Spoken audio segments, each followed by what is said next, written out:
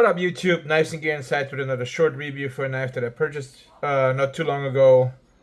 It's the new Trivisa Hornet, and I purchased the gray G10 version, which in my opinion looks the best. I mean, there's two aluminum versions. One is with like a red and black handle. The other one is with like a bluish color handle.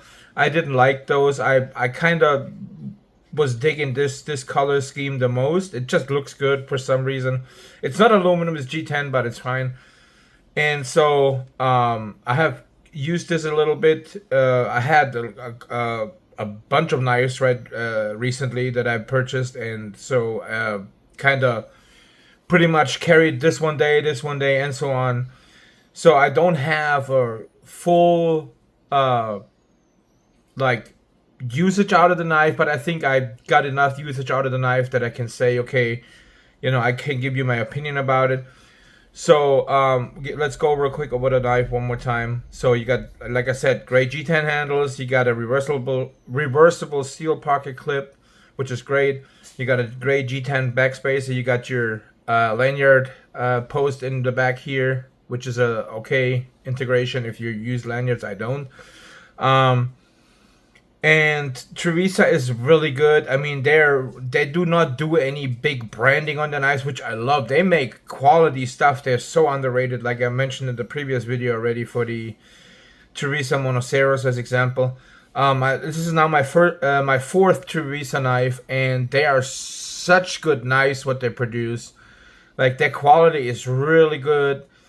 And like I said, there's only branding here is usually their what is it called? The pivot with the Trivisa logo on it, and that's it. There's no other branding on this knife at all, which I like I said, I love their knives.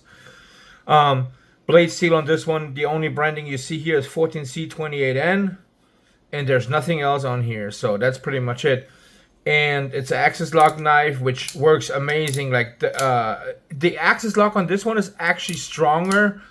Is on the stronger side versus like other axis lock knives that I have, like for instance the CMB made Predator, for instance, that has a very light omega springs in the axis lock, versus this one here has pretty tough ones actually. So you have to pull quite a bit on this one to actually get the springs or pull the spring back for the action, which is great. I love it.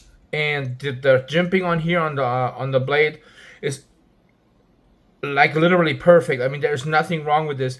The blade shape is cool. You got a full flat grind up to about 3/4 of the blade, and then up here you got a crown on the blade actually, which is very rare in budget knives. Anyways, and Trivisa is so far what I've seen.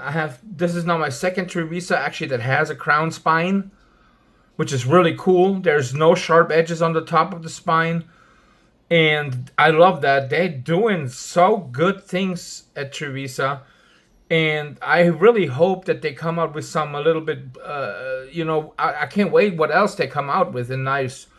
And this knife looks, I mean, it just looks good. I think the only negative about this knife I have is don't get me wrong, the sharpening chart is great. You have lots of sharpening life left on this knife, like without having to worry about it flaring out here. But if they had made extended it, similar to like made it actually a four finger choil, like you can put your finger in here, it would have been much nicer even, but still, it's still great. I mean, you got the jimping that works great, so if you hold your knife there, you can get into stuff.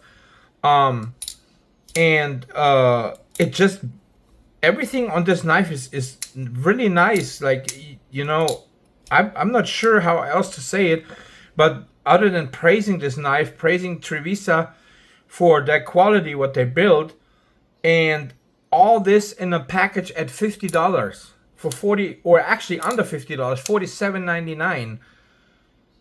This is a top-notch knife that punches higher, that punches easily in the $70-$80 range, in my opinion.